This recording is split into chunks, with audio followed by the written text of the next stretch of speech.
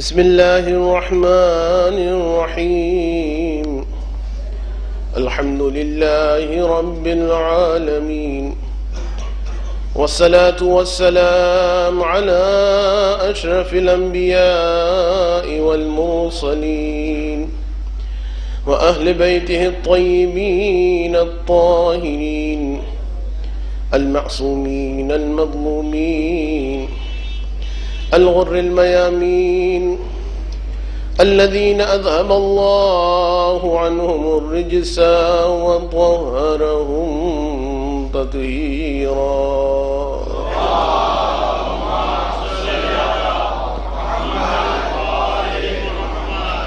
اللهم لعن العصابة التي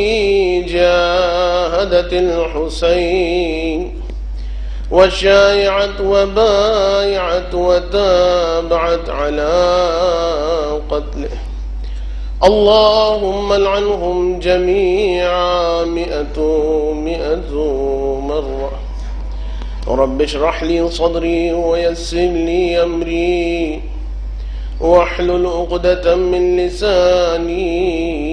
يفقهوا قولي.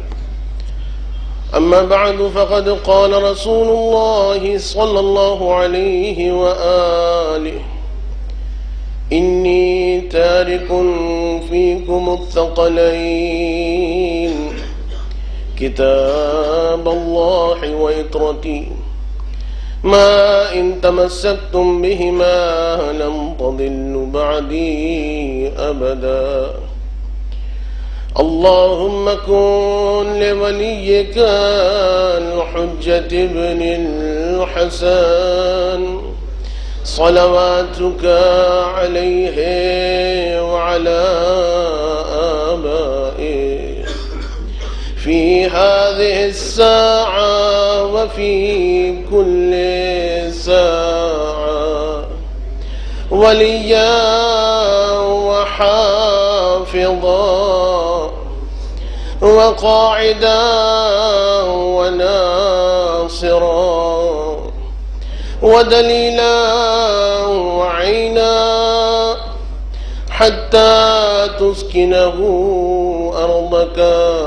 طوعا وتمتعه فيها طويلا.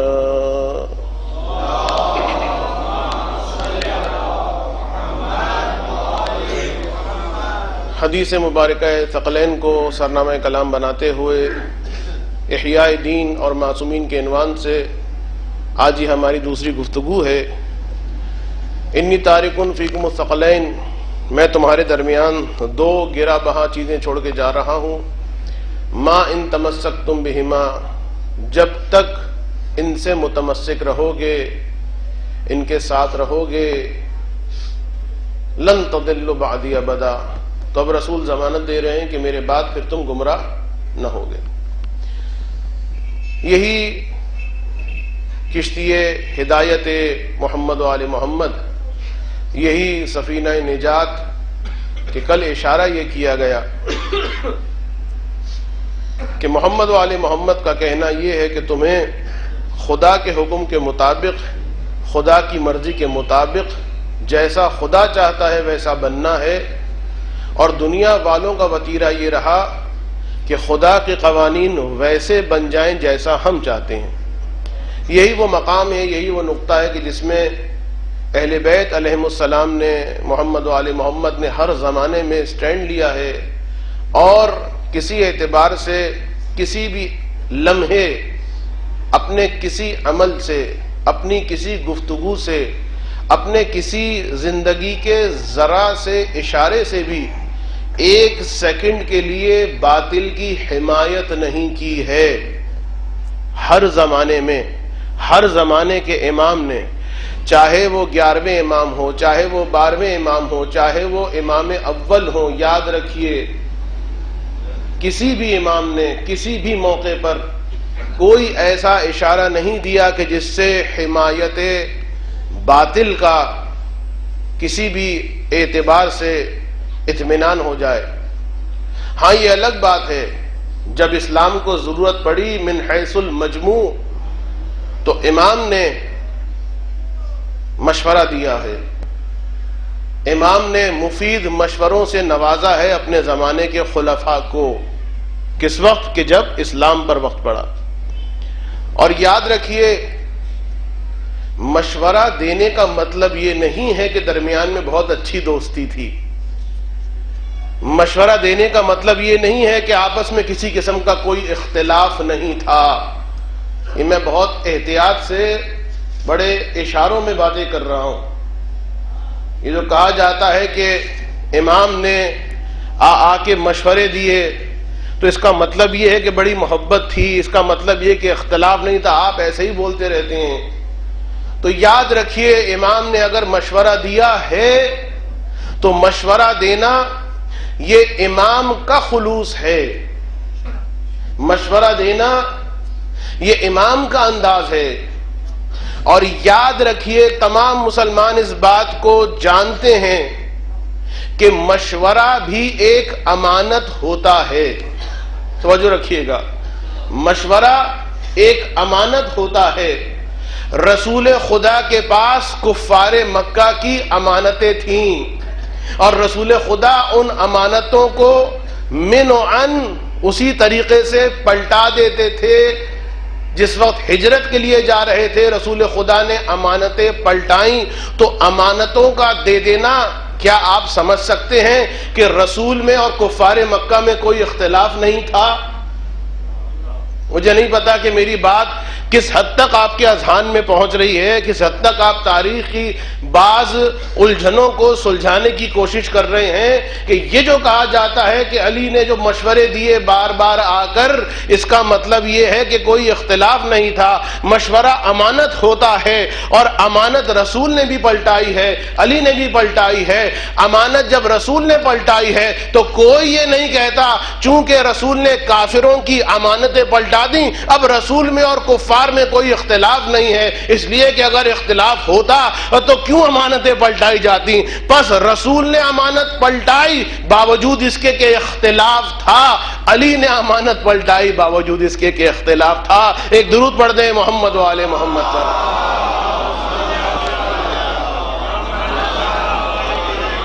تو کسی بھی اعتبار سے کسی مقام پر ائمہ نے یہ اطمینان کوئی نہیں کر سکتا کہ امام نے باطل کی ایک لمحے کے لیے بھی حمایت کی ہے، اور یہی عدم حمایت باطل تھا کہ لوگ باطل کی مرضی پر اسلام کا لبادہ اوڑھ کر اس کے سانچے میں ڈھلتے رہے، اس کی کاٹ چھانٹ کا شکار ہوتے رہے، مصلحتوں کا شکار ہوتے رہے۔ لیکن یہ ائمہ تھے، یہ امام وقت تھے کہ جنہوں نے ہر قسم کی مصلحتوں کو، ہر قسم کی کاٹ چھانٹ کو، اگر ذرہ برابر بھی اس کے اندر باطل ہے تو امام نے اپنے آپ کو اس سے دور رکھا ہے، اور نہ صرف دور رکھا ہے بلکہ باطل کے چہرے سے نقاب بھی ہٹائی ہے۔ اور نقاب ہٹانے کی وجہ سے، کمپرومائز نہ کرنے کی وجہ سے، پھر ہم دیکھتے ہیں کہ امام کو ہر ظالم آ کے یا تلوار سے شہید کرتا ہے یا زہر دے کر شہید کرتا ہے، جس کی جانب میں نے کل اشارہ کر دیا۔ اور آج براہ راست انہی ائمہ، اسی سفینہ نجات، اسی ثقلین کا ایک عظیم ترین حصہ کہ جسے حضرت امام علی رضا علیہ السلام کہا جاتا ہے،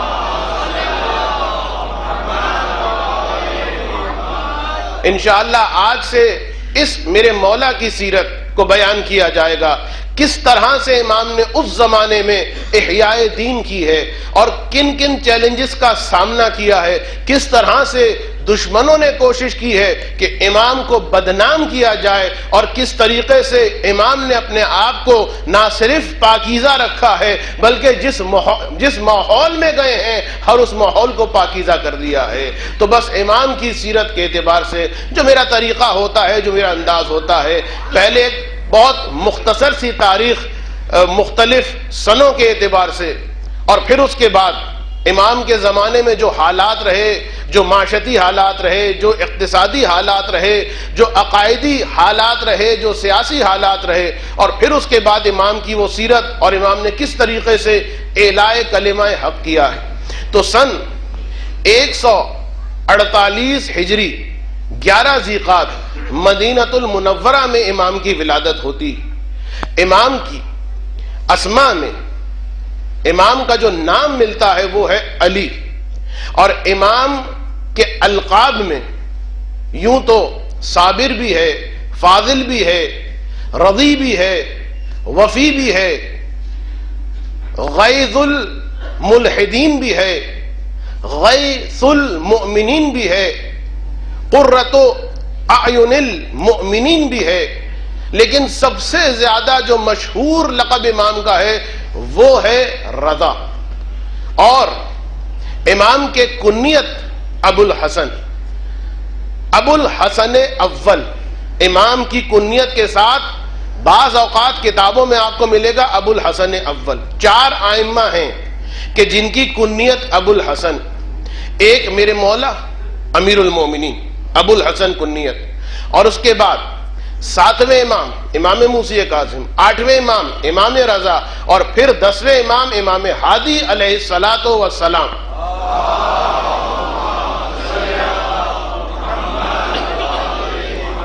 ان 4 اماموں کی کنیت ابو الحسن ہے، لہذا آپ ذہن میں رکھیے گا جب کبھی تاریخ میں آپ کو صرف ابو الحسن ملے، مثلا قال ابو الحسن علیہ السلام، تو اس کا مطلب ہے یہاں ابو الحسن سے مراد مولائے کائنات، اور پھر اس کے بعد اگر ابو الحسن اول تو پھر امام ہفتم، اور ابو الحسن ثانی امام ہشتم، اور پھر ابو الحسن ثالث امام دہم امام ہادی۔ غالباً ابتدا میں نے ابو الحسن اول کہہ دیا، ابو الحسن ثانی امام کی کنیت۔ بعض لوگوں نے امام رضا کی کنیت کو ابو الحسن اول لکھا، یہ اشتباہ۔ تو بہرحال ابو الحسن مطلقاً اگر ہے بغیر کسی اول و ثانی و ثالث، اس کا مطلب مولائے کائنات، ابو الحسن اول امام ہفتم، ابو الحسن ثانی امام ہشتم، ابو الحسن ثالث امام دہم۔ امام کی والدہ کا اسم مبارک خیزران ام البنین نجمہ، یہ 3 نام جو مشہور نام۔ امام کی جو شہادت کا سن آخر سفر سن 203 ہجری، مشہور سب سے زیادہ سن یہی، ورنہ 205 ہجری کے بارے میں بھی بعض تاریخوں میں ملتا، لیکن سب سے مشہور و معروف یہی سن 203 ہجری۔ تو سن 148 اور سن 203 ہجری کل 55 برس کی حیات طیبہ ہے امام کی۔ سن 183 ہجری میں 183 ہجرہ امام کے والد 7ویں امام کی بغداد کے اس زندان میں مظلومیت کے ساتھ شہادت ہو جاتی۔ 35 برس کا سن ہے میرے مولا کا کہ جس وقت امامت کے منصب پر میرے مولا فائز ہوئے، اور پھر سن 183 سے لے کر سن 203 ہجری یہ 20 سال بنتے ہیں کہ جو امام کی امامت کا زمانہ ہے۔ اب امام کی عظمت اتنی زیادہ کہ آپ کو اس بات سے اندازہ ہو سکتا کہ 7ویں امام فرماتے ہیں کہ اکثر میرے بابا یعنی امام ششم مجھے دیکھ کر یہ کہتے تھے اور یہ فرماتے تھے اور بار بار فرماتے تھے کہ اے میرے بیٹا، عالم محمد و آل محمد تیری صلب سے ظاہر ہونے والا، اور پھر فرماتے تھے وہ جو تیری صلب سے ظاہر ہونے والا وہ خیر امت ہے، اہل زمین پر اس سے زیادہ بہترین اور کوئی نہیں ہوگا، اور پھر فرماتے وہ جو تیری صلب سے وہ عالم آل محمد ظاہر ہونے والا یہ امت کے لیے خیر رس بھی ہے، درد رس بھی، یعنی خیر پہنچانے والا بھی، اور مرکز ہے اس بات کا کہ لوگوں کی پریشانیاں اس کی برکت سے دور ہوا کریں گی۔ اور پھر امام نے فرمایا اور تیرے اس فرزند کا نام میرے جد امیر المومنین کے نام پر ہوگا، اور پھر چھٹے امام یہ فضائل بیان کرنے کے بعد باقاعدہ ایک جملہ کہا کرتے تھے، اے کاش کہ میں تیرے اس فرزند کی زیارت کر سکتا، اے کاش کہ میں تیرے اس فرزند کے زمانے کو درک کرتا۔ کون فرما رہے ہیں؟ چھٹے امام 8ویں امام کے بارے میں فرما رہے ہیں کہ کاش میں تیرے اس فرزند کی زیارت کر سکتا۔ تو بس یہیں سے میں ایک بات کہنا چاہتا ہوں، آپ جب کبھی بھی انشاءاللہ کہ اب زیارات کے قافلے جو ہیں وہ آمادہ ہو رہے ہیں، انشاءاللہ کہ جب آپ زیارت مشہد کے لیے جائیں تو جہاں جناب فاطمہ معصومہ، جہاں جناب امام زمانہ، اسی طریقے سے اگر ہو سکے تو اس جملے کو ذہن میں رکھتے ہوئے کہ چھٹے امام کی حسرت تھی کہ زیارت امام رضا اور در کے زمانے امام رضا فرمائیں، تو اس نسبت کو اور اس آرزو امام ششم کو ذہن میں رکھتے ہوئے ایک خاص زیارت، یعنی علیحدہ ایک زیارت امام صادق علیہ السلام کی جانب سے پڑھیے کہ مولا میں آپ کی جانب سے زیارت پڑھ رہا ہوں، میں آپ کی جانب سے اپنے مولا کو سلام کر رہا ہوں۔ تو بہرحال یہ انداز وہ ہے کہ جو کتابوں میں نہیں ملتا لیکن انشاءاللہ مقبول پروردگار۔ تو امام کی والدہ جناب نجمہ خاتون، ان کے حالات بہت باعظمت حالات، میں فقط مختصر اشارہ کروں گا۔ امام کی شہادت سن 203 ہجری میں خراسان میں مقام طوس میں امام کی تدفین ہوتی۔ امام کی اس کل حیات طیبہ میں، یعنی امامت کے زمانے میں جو 20 سال کا عرصہ بنتا، 3 خلفاء کا زمانہ امام نے دیکھا۔ پہلا خلیفہ ہارون الرشید، دوسرا خلیفہ اسی ہارون کا بیٹا امین، اور تیسرا خلیفہ اسی امین کا بھائی اور ہارون رشید کا بیٹا مامون الرشید۔ اور مامون الرشید وہ ہے کہ جس کے زہر کے ذریعے سے میرے 8ویں امام کی شہادت ہوتی۔ اب خود عظمت امام یہ کہ امام کی والدہ کہ جنہیں خیزران، ام البنین اور نجمہ خاتون کہا گیا، ان کے بارے میں ملتا کہ یہ بھی در حقیقت ایک کنیز تھی، اور یہ کنیز خاص تھیں جناب حمیدہ خاتون کی۔ جناب حمیدہ خاتون کون؟ جو والدہ ہیں 7ویں امام کی۔ اور ان خاتون کے بارے میں یعنی جناب نجمہ خاتون والدہ امام ہشتم جو کنیز، ان کے بارے میں ملتا کہ انتہائی باعظمت خاتون، ان کا ایک لقب ہے طاہرہ، اور یہ لقب خود امام ہفتم نے امام ہشتم کی ولادت کے بعد اپنے زبان مبارک سے جناب نجمہ خاتون کو عطا کیا۔ یعنی امام ہشتم کی ولادت کے بعد پھر جناب نجمہ خاتون کو کسی اور لقب اور نام سے پکارا نہیں جاتا بلکہ طاہرہ کے لقب سے پکارا جاتا تھا۔ تو یہ خاتون جو کنیز لیکن اتنی باعظمت کہ انتہائی عبادت گزار، یہاں تک کہ روایات میں ملتا کہ جس وقت امام ہشتم کی ولادت ہوئی اور ان کا شیر کم پڑا تو انہوں نے 2 وجوہات سے ایک دایا کے انتظام کا تقاضا کیا۔ ایک وجہ تو یہی جو میں نے بیان کی، اور دوسری وجہ یہ خود بیان کیا کہ میں اس وجہ سے جو میری عبادات ہیں کمزوری مجھ پر آ گئی، اور میں اپنی عبادات اور اپنی مناجات کے اندر ضعف اور کمزوری محسوس کرتی ہوں، تو باقاعدہ اس وجہ سے ایک دایا کا تقاضا کیا گیا۔ انتہائی باعظمت اور انتہائی عبادت گزار کنیز حمیدہ خاتون، یہاں تک خاص احترام فرماتی ہیں امام ہفتم کی والدہ کا، اور روایات میں ملتا کہ اتنا احترام کرتی تھیں جناب نجمہ خاتون جناب حمیدہ خاتون کا کہ جب تک جناب حمیدہ خاتون تشریف فرما ہوتی، نجمہ خاتون کبھی نہیں ملتا کہ ان کی موجودگی میں بیٹھی، ہمیشہ باادب کھڑی رہتی تھی۔ جناب حمیدہ خاتون تقاضا بھی کرتی تھی کہ بھائی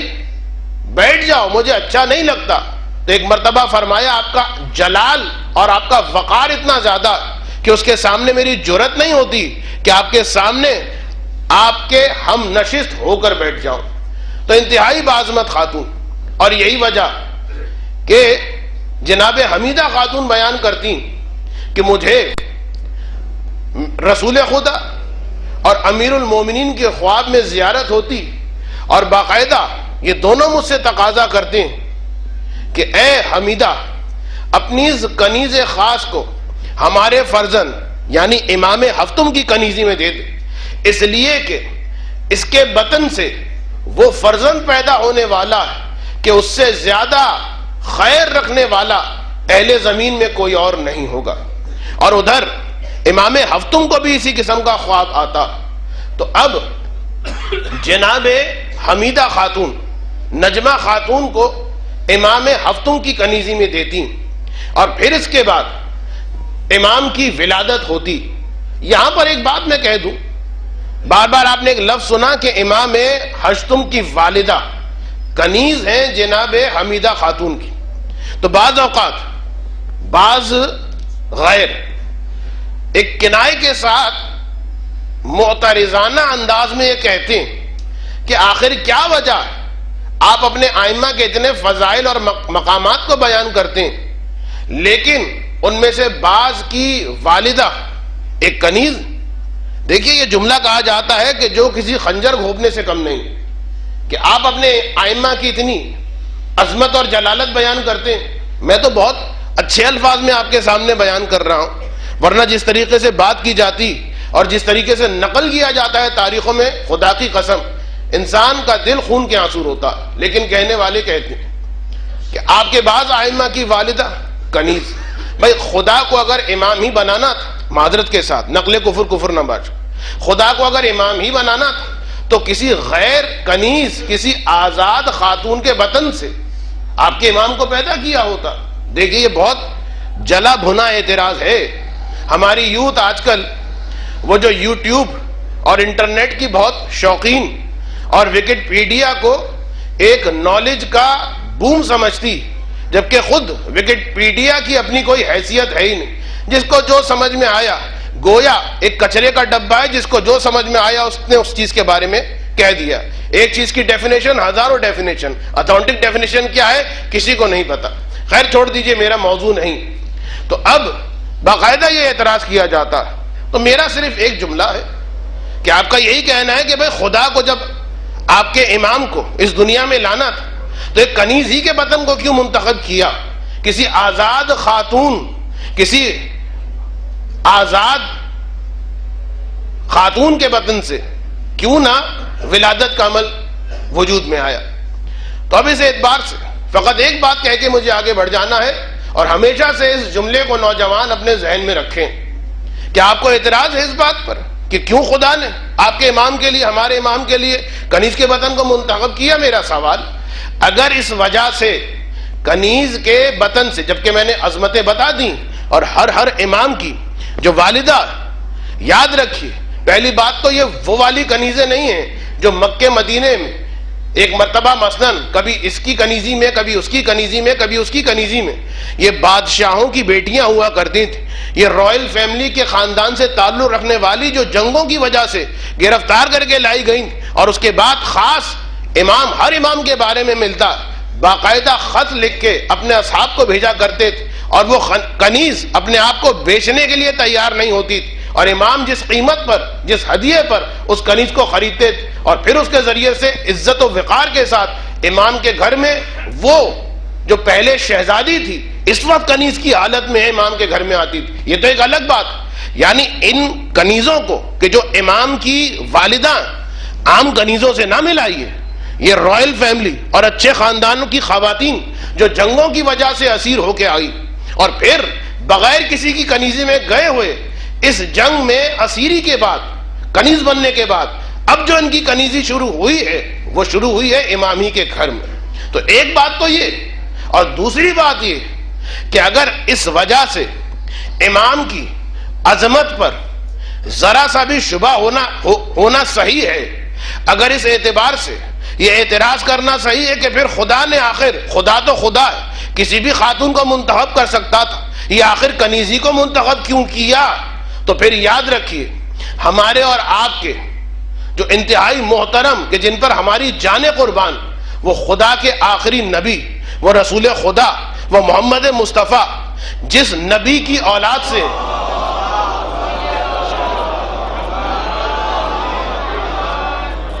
کس نبی کی اولاد سے ہیں؟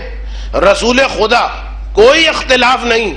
جناب اسماعیل علیہ السلام کی اولاد سے ہیں، اور تاریخ کسی کو اختلاف نہیں، جناب اسماعیل کی جو والدہ تھی جناب ہاجرہ خاتون، یہ کنیز تھیں، اور کنیز کے بطن سے جناب اسماعیل پیدا ہوئے ہیں۔ تو اب وہ اسماعیل کے جس کے ذریعے سے آخری نبی آنے والا ہے، پروردگارہ کسی آزاد خاتون کا انتخاب کیا ہوتا؟ تو اسماعیل کی والدہ جب کنیز ہیں اور اسی اسماعیل کی نسل سے جناب رسول خدا پیدا ہونے والے ہیں، جب رسول اور اسماعیل کی عظمت میں کسی قسم کی کمی نہیں آ سکتی تو ہمارے ائمہ کی عظمتوں میں کیسے کمی آ سکتی ہے؟ ایک درود پڑھ دیں محمد و آل محمد پر۔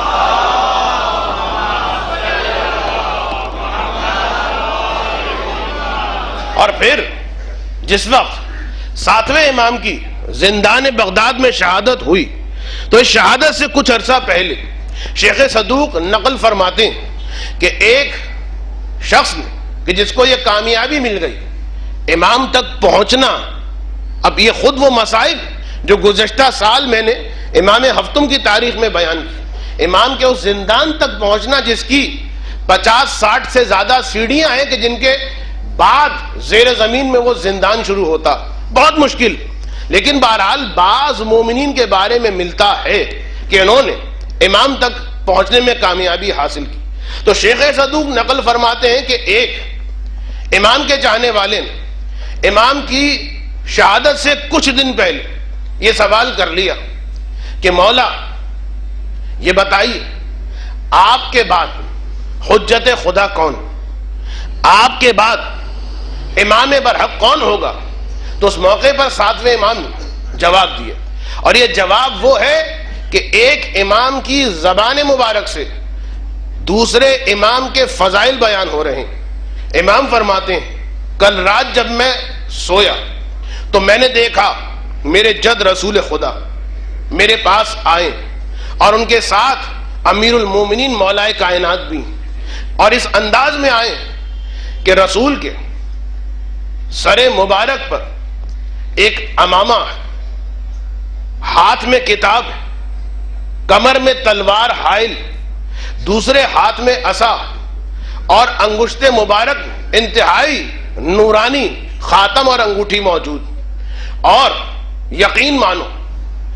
اس امامے کی کیفیت یہ تھی کہ گویا وہ امامہ، یعنی پھر الفاظ ہے میرے مولا کے، وَأَمَامَتُهُ سلطان اللہ، وہ امامہ سلطنت خداوند عالم، وَسَيْفُهُ عزت اللہ، اور وہ جو تلوار تھی گویا ایسے کہ جیسے عزت پروردگار، وَكِتَابُهُ، اور کتاب نور اللہ، ایسے کہ جیسے اللہ کا نور، وَعَصَاهُ، اور ان کے ہاتھ میں جو عصا تھا قدرت اللہ، ایسے کہ جیسے خداوند عالم کی قدرت ہے، وَخَاتَمَهُ، اور ان کی انگشت میں جو انگوٹھی تھی، جامع جمیع حاضر امور، ان تمام امور کو جمع کرنے والی تھی، یعنی وہ عزت، وہ نور، وہ قدرت، وہ سلطنت سب کی سب یکجا ہوئی تھی اس انگوٹھی میں۔ اور پھر اس وقار کے ساتھ رسول نے مجھ سے یہ ارشاد فرمایا کہ اے میرے بیٹا، تمہارے مرنے کے بعد، تمہاری شہادت کے بعد یہ امر امامت منتقل ہونے والا ہے تیرے فرزند علی کی جانب، اور سن تیرے فرزند علی کی جانب جو امر امامت منتقل ہونے والا، تو تیرا فرزند وہ ہے کہ سلطان اللہ امامتہ، اللہ کی سلطنت اس کا امامہ ہوگی، قدرت اللہ عصاہ، اللہ کی قدرت اس کا عصا ہوگی، نور اللہ کتاب ہو، اللہ کا نور اس کی کتاب ہوگی، وَجَامِعُ جَمِيعِ حاضر امور، اور ان تمام امور کو جمع کرنے والی چیز خاتم ہو، اس کی انگوٹھی ہوگی، وَسَيْفُ عزت اللہ سیف ہو، اور اللہ کی عزت اس کی تلوار ہوگی۔ اور پھر اس کے بعد فرمایا يَنْظُرُ بِنُورِ اللَّهِ، وہ اللہ کے نور سے دیکھے گا، يُصِيبُ وَلَا يَخْطِئُ، وہ ہر بات میں صحیح ہوگا، ہرگز اشتباہ نہیں کرے گا. یعلم ولا یجہل، وہ ہر چیز کا جاننے والا ہوگا، کسی چیز سے نادان اور ناواقف نہیں ہوگا. یملأ حلما و علما، اور وہ علم اور حلم سے بھرا ہوا ہوگا. ایک درود پڑھ دیں محمد و آل محمد کا.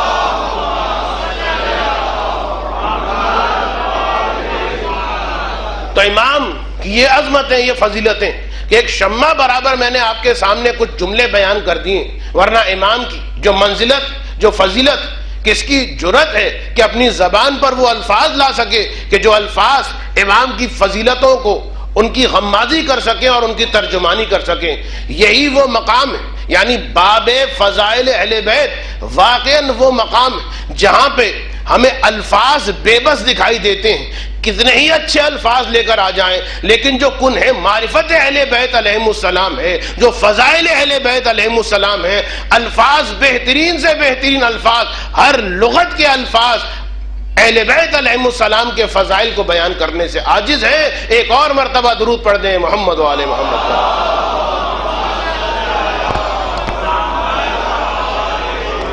تو امام نے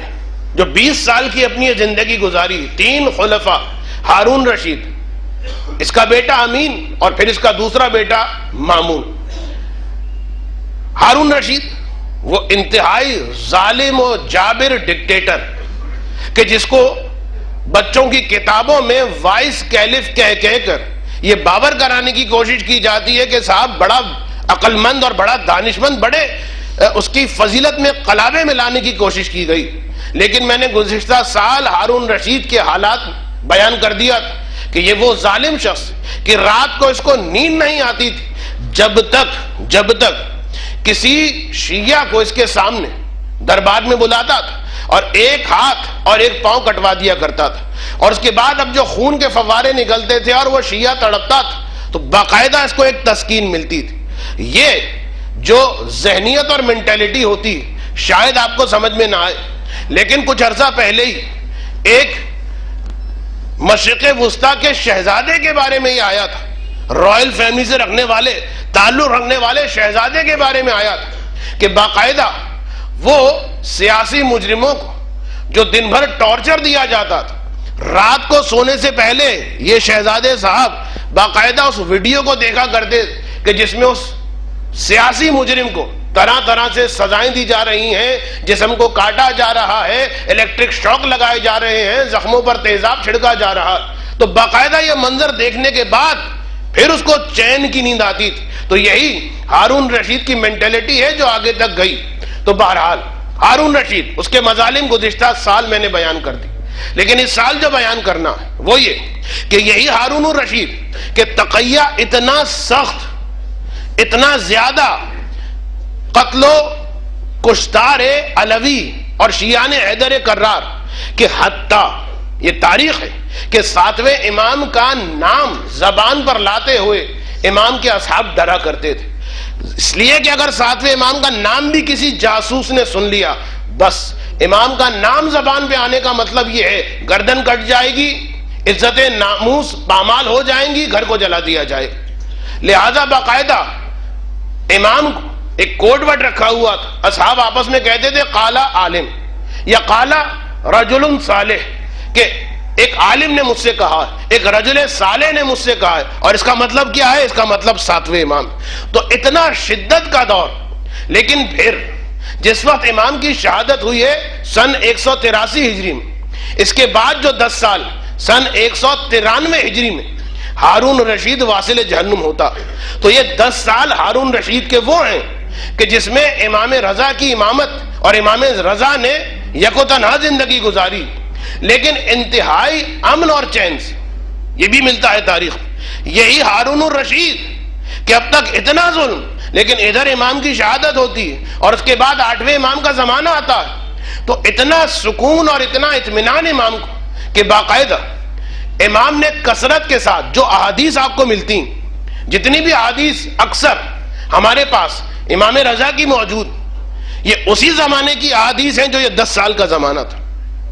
یا اس کے بعد 5 سال کہ جو امین کی خلافت کا مختصر سا زمانہ. یہ 15 سال بہترین سال امن و سکون کے اعتبار سے. وجوہات میں بیان کرتا ہوں، اس حد تک کہ باقاعدہ امام صرف مدینے کی حد تک نہیں، اصحاب کا وفد بنا کر کبھی مدینے سے کسی ملک کسی علاقے جا رہے ہیں، کبھی کسی شہر جا رہے ہیں، اور ببانگے تو حل، یعنی وہ حالت تقیہ جو امام کے اجداد کی تھی، بالکل تقیہ ختم ہو گیا، بالکل علناً امام اپنی امامت کا اظہار کر رہے ہیں۔ اور پھر تاریخ میں ملتا کہ امام کے اس انداز کو دیکھ کر بعض چاہنے والوں نے باقاعدہ امام سے کہا بھی مولا ذرا احتیاط کیجیے، آپ اتنی علناً جو اپنی معرفت کروا رہے ہیں بغیر کسی ڈھکے چھپے الفاظ، مولا ایسا نہ ہو کہ آپ کے بابا کی طرح اور آپ کے اجداد کی طرح آپ کو بھی قتل کر دیا جائے، شہید کر دیا جائے۔ تو امام کا ایک جملہ ملتا اور امام نے فرمایا اس بات کا اطمینان رکھنا کہ یہ ہارون رشید میرا بال بھی بیگا نہیں کر سکتا۔ امام نے فرمایا ہارون رشید میرا بال بھی بیگا نہیں کر سکتا، اور یاد رکھو جس وقت میرے جد رسول خدا کو ابو جہل کے بارے میں کہا گیا تھا کہ احتیاط کیجیے ایسا نہ ہو کہ ابو جہل آپ کو قتل کر دے، تو میرے جد نے یہی جواب دیا تھا، اللہ کی قسم یاد رکھو یہ ابو جہل میرا بال بھی بیگا نہیں کر سکتا، اور اگر کبھی تم کو خبر ملے کہ اس ابو جہل نے مجھے نقصان پہنچا دیا ہے، یعنی مجھے قتل کر دیا ہے، شہید کر دیا ہے، تو سمجھ لینا کہ میں تمہارا نبی نہیں تھا، اور میں تمہیں کہتا ہوں یہ ہارون رشید میرا بال بھی بیگا نہیں کر سکتا۔ اگر تمہیں اطلاع ملے کہ اس ہارون رشید نے مجھے نقصان پہنچایا ہے تو مجھے اپنا سچا امام نہ سمجھنا۔ ایک درود پڑھ دیں محمد والے محمد پر۔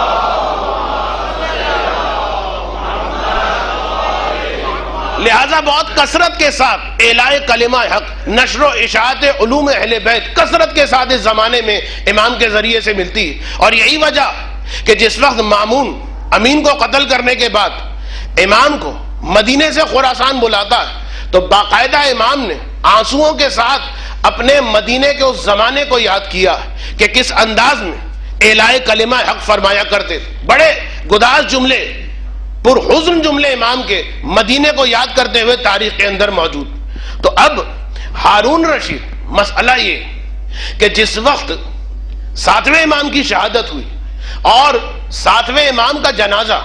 بغداد کے پل پر رکھا گیا اس مظلومیت کے ساتھ کہ باقاعدہ ایک منادی اطلاع دے رہا ہے، اعلان کر رہا ہے کہ آؤ آؤ آ کے دیکھو یہ رافضیوں کا امام ہے اور یہ اس دنیا سے چلا گیا ہے، لوگوں آ کے دیکھو، نہ اس کے جسم پر زہر کے اثر ہے نہ اس کے جسم پر قتل کے اثر ہے، یہ خود ہی اپنی زندگی سے ہاتھ دھو بیٹھا ہے۔ اس قسم کے توہین آمیز جملے، اور اس موقع پر ہارون رشید کا چچا سلیمان غیظ و غضب کے عالم میں آگے بڑھ کر، جو خود بہرحال ایک بڑی پوسٹ پر ہے، آگے بڑھ کر اس جنازے کو چھینتا ہے سپاہیوں سے، اور اس کے بعد پھر جب لوگ کہ جو بہرحال خوفزدہ ہیں جب یہ حالت دیکھتے ہیں کہ ایک حکومت ہی کا آدمی آگے بڑھا ہے اور اس نے جنازہ چھین لیا، تو وہ جو چھپی ہوئی محبت تھی امٹ کے ایک مرتبہ باہر نکل آئی۔ تو اب اسی امام کا جو جنازہ ہے بڑی شان و شوکت کے ساتھ مرحلہ تدفین تک اس کا تکمیل ہوا۔ تو یہ جو ایک رنگ دیکھا ہارون رشید ڈر گیا،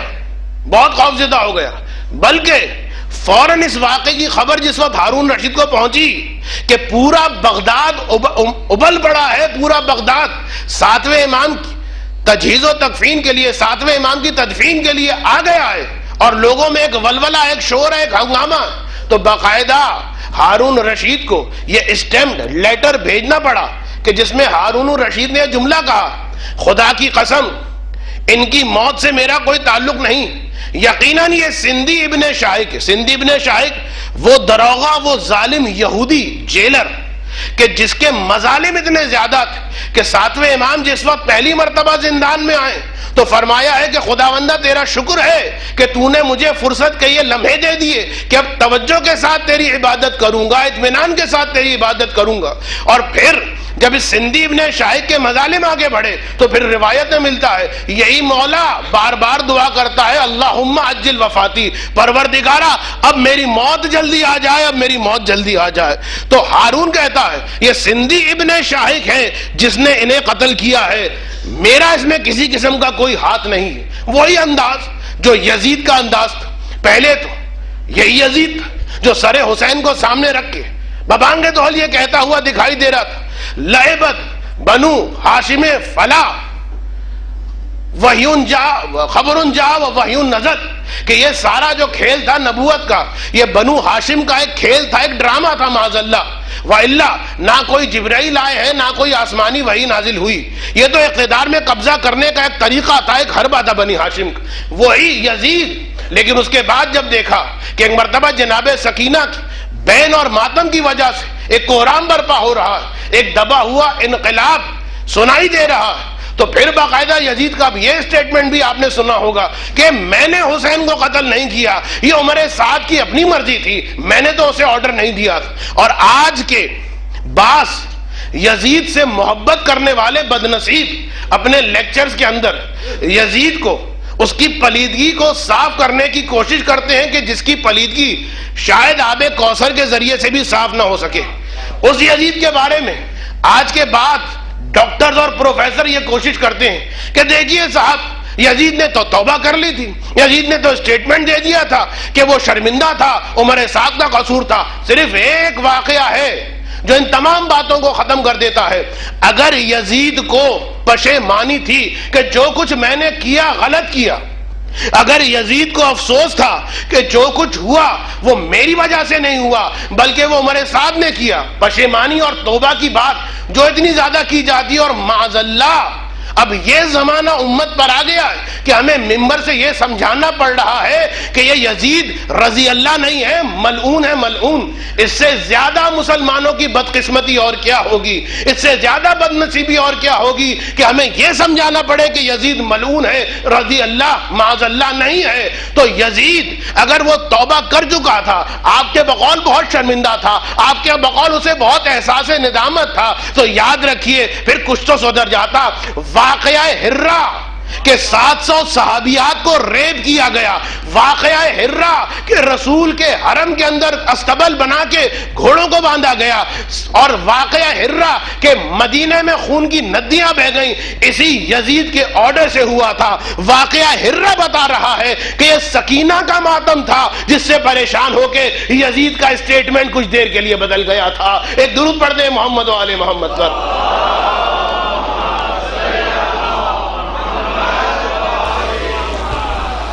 بس آخری جملے تقریباً، اگرچہ مجھے آج کچھ اور مزید پڑھنا تھا لیکن میں جانتا ہوں کہ مجھے اپنے آپ کو لیمیٹڈ کرنا ہے 9 بجے تک، تو بس تھوڑی سی بات اور اس کے بعد باقی گفتگو کل، کہ ہارون رشید ان حالات سے اتنا خوفزدہ ہو گیا تھا۔ یحییٰ برمکی ملعون جو درباری ہے ہارون رشید کا، باقاعدہ جب اسے اطلاعات ملی کہ 8ویں امام ببانگ دہل اپنی امامت کا اعلان کر رہے ہیں، مختلف علاقوں کے دورے فرما رہے ہیں، مختلف خطبات ببانگ دہل ارشاد فرما رہے ہیں، تو یحییٰ برمکی نے اشارتاً بڑے دربار میں ہارون کو کہا کہ ٹھیک ہے ایک مصیبت تو ٹل گئی، لیکن تم نے سوچا ہے کہ ان کا بیٹا بھاگ گیا ہے، اس کے بارے میں بھی کچھ سوچا ہے؟ تو ہارون اتنا ڈر چکا تھا کہ ڈانٹ کر اسے خاموش کرواتا ہے، اور وہ کہتا ہے کہ تم کیا چاہتے ہو کہ میں اپنے ہاتھ سے سارے علویوں کو ختم کر دوں اور میری حکومت تباہ و برباد ہو جائے؟ تو یہ ہارون رشید کا ڈر اور خوف کہ اب ہارون، ایک وجہ یہ، اور دوسری وجہ یہ کہ ہارون کے زمانے ہی میں خراسان کے اندر بہت زیادہ شورشیں، بغاوتیں، اپرائزنگز مختلف علاقوں میں پھیل گئیں۔ یہ خود ایک تاریخ کا اہم حصہ ہے جسے میں انشاءاللہ کل بیان کروں۔ خراسان اور دوسرے علاقوں میں مرکز خراسان بنا ہوا، شورشوں کا ایک عالم، جگہ جگہ جو ہے اپرائزنگز ہو رہی ہیں، اور خراسان کی حالت اتنی خراب ہو گئی کہ ہارون رشید باقاعدہ مجبور ہو کے بغداد میں رہ رہا، بغداد میں اس کا مین پلیس ہے، بغداد کو چھوڑ کے خراسان خود لشکر لے کر جاتا ہے، اور بہرحال اس اپرائزنگ کو، اس بغاوت کو کچلنے میں کامیاب ہوتا،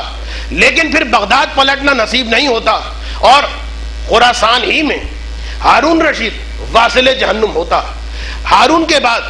پھر امین کا دور ہے، اور امین کے بعد مامون کا دور ہے، لیکن اس درمیان میں کچھ اہم اور دلچسپ باتیں جسے انشاءاللہ کل بیان کروں۔ صرف ایک بات کہنی کہ جب مامون کا دور آتا ہے تب وہ یہ زمانہ ہے کہ جس زمانے میں مامون نے میرے 8ویں امام کو اس خاص چاپلوسی اور چالاکی اور عیاری اور مکاری کے ذریعے سے مدینے سے خراسان کی جانب بلایا، اور پھر جب مجبور ہو کے امام کو جانا پڑا، یہ مجبور، یہ لفظ جو میں نے استعمال کیا اس کی وضاحت کر، تو باقاعدہ جس وقت امام خراسان کے لیے جا رہے تھے تو بیویوں کو دیکھ کر بلایا تھا، اور بنی ہاشم کی خواتین کو امام نے فرمایا تھا، یہ حکم دیا تھا، دیکھو میں جا رہا ہوں مدینہ چھوڑ کے، تم سب مجھ پر ماتم کرو، تم سب مجھ پر گریہ کرو، اس لیے کہ اب اس کے بعد میری اور تمہاری ملاقات ہونے والی نہیں۔ یہ تاریخ کا واحد مظلوم امام ہے جس نے اپنی زندگی میں اپنا ماتم کروایا، جس نے اپنی زندگی میں بیویوں کو رونے کا حکم دیا۔ تو ایک انداز یہ میں کہوں گا مولا مظلومیت کے ساتھ گئے، لیکن بہرحال جس انداز میں آپ گئے وہ ظاہری اعتبار ہی سے نہ صحیح، لیکن بہرحال وہ احترام رکھا گیا، وہ آرام کا سامان مہیا کیا گیا، اگرچہ آپ کو ان تمام چیزوں سے نفرت و بیزاری، مگر مولا کچھ رخصت ہونے والے ایسے ہیں جو کربلا سے رخصت ہو رہے ہیں، اور کربلا سے جس وقت اسیروں کا قافلہ چلا، عاشور کے دن کیا قیامت آئی، اور عاشور کے بعد شام غریبہ میں کیا قیامت آئی، اور شام غریبہ کے بعد جو 11 محرم کی صبح، اس لیے کہ عاشور کے بعد 11 محرم تک یہ عمر سعد اپنے سپاہیوں کے ساتھ بے حیا رہا، اور 72 شہداء کے سروں کو جو کاٹا گیا، تو اب تاریخ نے یہ عجیب منظر دیکھا، سروں کی تو پہلے تقسیم کی، اس لیے کہ آپ جانتے ہیں کہ اسیروں کے کوفہ پہنچنے سے پہلے سروں کو روانہ کیا گیا، یعنی سر پہلے سے استقبال کے لیے موجود۔ تو جس وقت سروں کو روانہ کیا، مثلا قیس ابن اشعث کے حوالے کچھ سر کیے، شمر کے حوالے کچھ سر کیے، عمر ابن حجاج کے حوالے کچھ سر کیے، اور میرے آقا مظلوم حسین کا سر خولی ملعون کو دیا گیا۔ اور جس وقت یہ سر جانے والے تھے اور نیزوں پر نصب ہونے والے، تو ایک عجیب منظر، خدا کی قسم مجھے نہیں پتا کہ آپ سمجھ سکیں اس کی تکلیف، لیکن سجاد نے اس کی تکلیف کو برداشت کیا۔ منظر یہ ہے کہ باقاعدہ سپاہی انعام و اکرام کی خاطر سروں کو لے کر بیٹھ گئے، کوئی سروں کے منہ سے خون کو صاف کر رہا ہے، کوئی سر سے خاک کو اٹھا رہا ہے، سروں کو سجایا جا رہا ہے تاکہ زیادہ سے زیادہ انعام ملے۔ عجیب قیامت کا منظر ہے، ارے سروں سے خاک ہٹائی جا رہی ہے، سروں کو صاف کیا جا رہا ہے، اور جن مظلوموں کے یہ سر ہیں کچھ ہی دور ان کے بے سر کے لاشیں بے گور و کفن خاک میں اٹے ہوئے موجود۔ یہی وجہ کہ جس وقت روانگی کا وقت آیا، ایک مرتبہ عمر سعد نے حکم دیا کہ بس حسین کے اہل حرم کو اسی طرح بے چادروں کے، بے مقنع چادر کے کھلے سر، بے محمل اونٹوں پر سوار کیا جائے، بے کجاوا اونٹوں پر سوار کیا جائے۔ بیویوں کو سوار کرنے کا وہ قیامت کا لمحہ، اور پھر سجاد کو سر سے لے کر پیر تک بیڑیوں میں جکڑا گیا، اور اس کے بعد سجاد کی سواری جب چلی تو اب سجاد یہ فرماتے ہیں میرے مولا کہ جس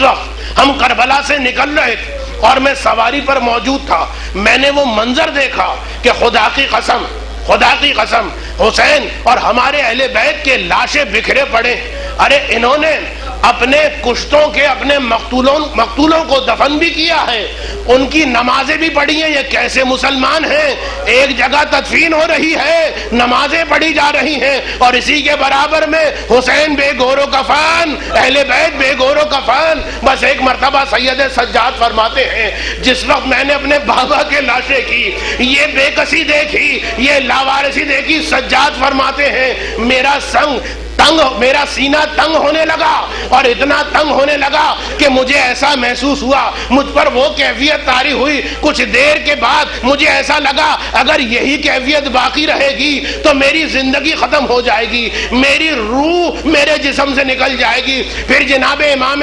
سجاد فرماتے ہیں مگر ایک مرتبہ میری پھوپھی اماں میری جانب آئیں، پھوپھی اماں نے مجھے آواز دی، اے بیٹا سجاد خود کو سنبھالو، ارے اگر تم بھی چلے گئے تو ہمارا سہارا کہاں رہے گا؟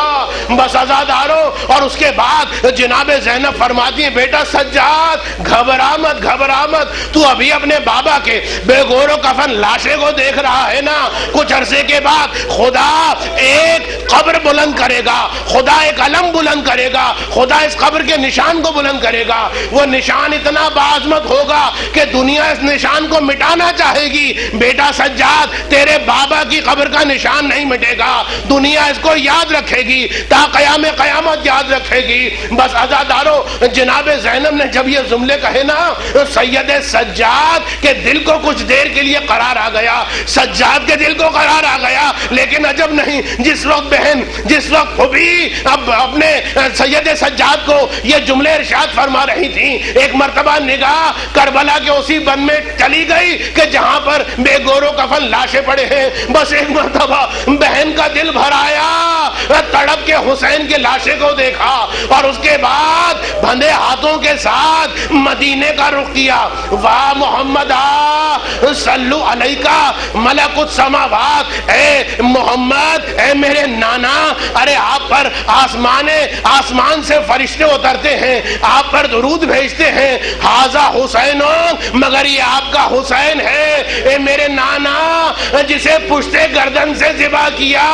میرے نانا یہ آپ کا حسین ہے۔ پھر کچھ جملے جناب زینب نے بیان کیے ہیں، میرا سلام ہو، میرے ماں باپ فدا ہو اس حسین پر، ارے جس کا لشکر ایک پہر میں قتل کر دیا گیا۔ زینب فرماتی ہے، میرے ماں باپ فدا ہو اس حسین پر جو سینے میں کتنے غموں کو چھپا کے اس دنیا سے چلا گیا۔ میرا سلام ہو اس حسین پر جس کے سر کا ماما بھی لوٹ لیا گیا، جس کے بدن سے لباس بھی لوٹ لیا گیا، اور میرا سلام ہو اس حسین پر جس کا گلا کٹ رہا تھا اور میں تلے پر کھڑی ہوئی اپنے بھائی کی گردن۔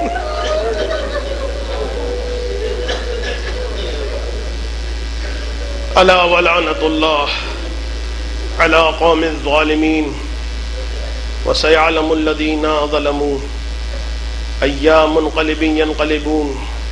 یا رب الحسین بحق الحسین ارزقنا معرفت الحسین وزیارت الحسین وشفاعت الحسین واشف صدر الحسین بظہور الحجت القائم علیہم السلام۔ الہی بحق فاطمہ و ابیہا و بعلہا و بنیہا و سر المستودع فیہا۔ پروردگارہ، کل جس نوجوان کے لیے صحت یابی کی دعا کی گئی، پروردگارہ اس نوجوان کو، اور ایک مومن ہے کہ جن کی بیٹی مدیحہ زینب بنت دلاور حسین، پروردگارہ ان دونوں مریضوں کو بحق سید سجاد بیمار کربلا جلد از جلد شفائے کاملہ اور عاجلہ عطا فرما۔ ربنا تقبل منا انک انت السمیع العلیم، ماتم حسین۔